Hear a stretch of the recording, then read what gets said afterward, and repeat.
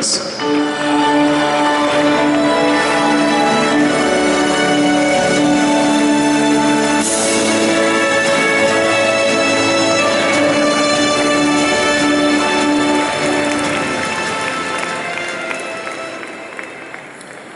My story begins with an old diary, a weathered, fragile book.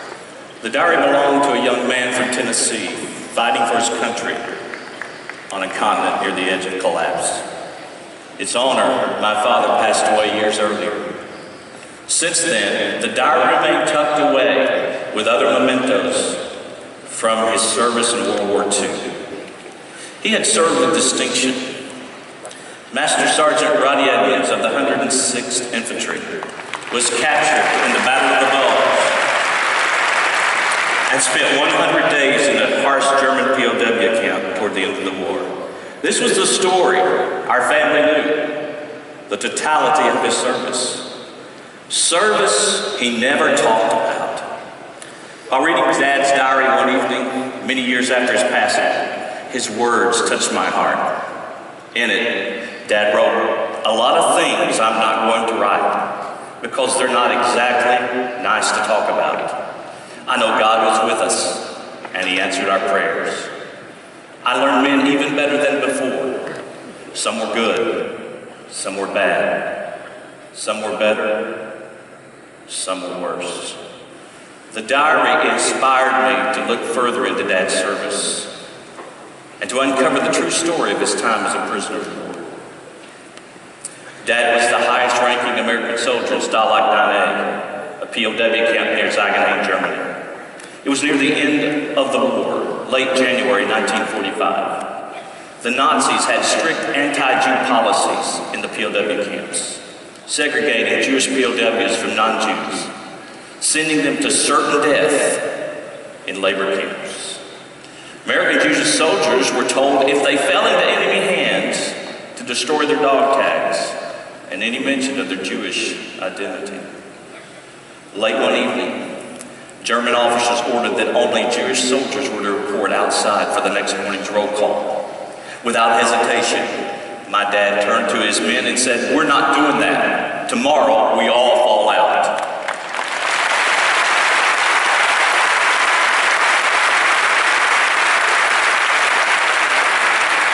It was bitterly cold that morning, January 27, 1945.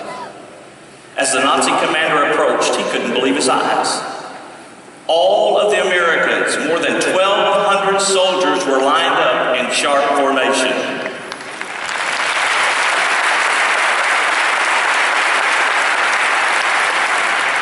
The German major turned to my father, and he angrily said, "They cannot all be Jews."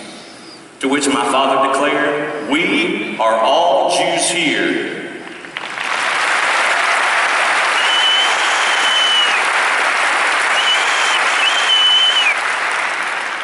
The Nazi officer lunged forward and pressed his pistol hard into my dad's head. "One last chance, Sergeant. You will order the Jewish prisoners to step forward, or I will shoot you right now." By this time, Dad had seen untold horrors. Brutal battle, a death march, bombing while imprisoned in a boxcar, 40 days of starvation, being beaten, stripped of his dignity, humiliated. Just 2 days earlier, witnessing a savage execution and being told the same would happen to him and all who disobeyed Nazi orders. Yet he stood strong, fearless, resolute. My dad said quietly, "If you shoot me, you will have to kill all of us because we know who you are and you'll be tried for war crimes when we win this war, and you will pay."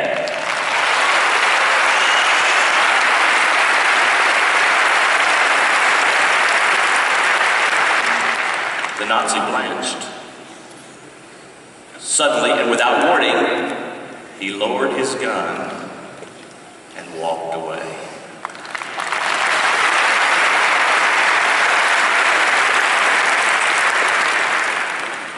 Dad saved the lives of nearly 200 Jewish soldiers that day.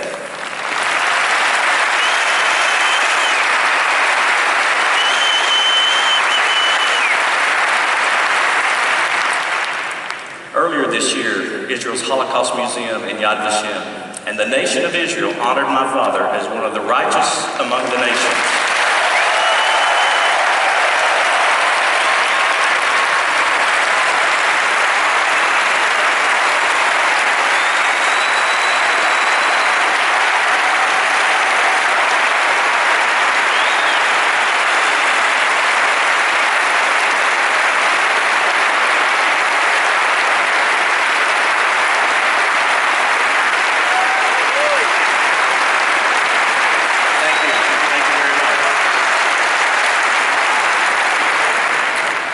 As you know, righteous among the nations is the highest honor given to non-Jews who rescued their lives to protect Jews during the Holocaust. The ceremony was hosted by Ambassador Dermer and attended by President Obama. It was held at the Israeli Embassy here in Washington on January 27, 2016, exactly 71 years to the day after that fateful morning in the POW camp.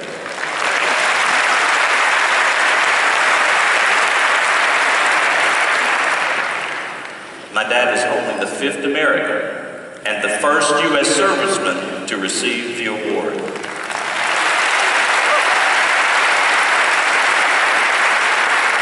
And the first recognized for protecting American Jews.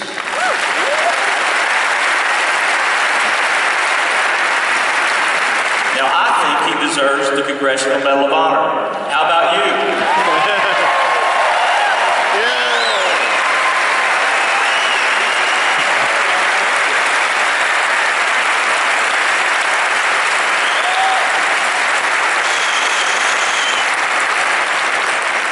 Send a letter to your congressman. I'm proud of my dad, proud of the heroic decisions he made, and the righteous life he led. I'm so blessed to have learned his story, but more blessed to have met some of the men and the families he saved. Skip Friedman of Ohio, Paul Stern of Virginia, Hank Friedman of Georgia, and joining us today are Lester Tanner of New York and Sonny of California.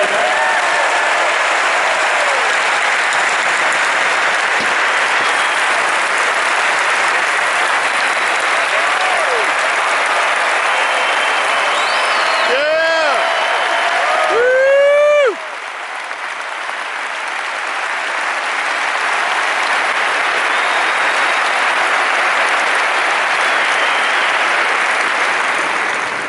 These men, their children, grandchildren, and even great-grandchildren, they are my dad's legacy.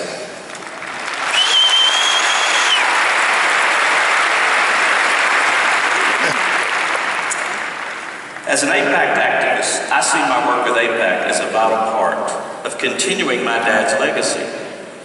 I'm blessed to have AIPAC members and all of you as family.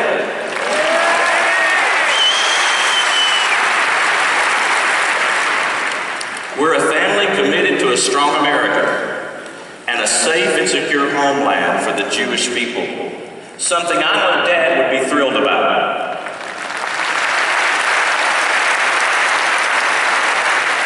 Thrilled because we fight for what is good and stand for what is right.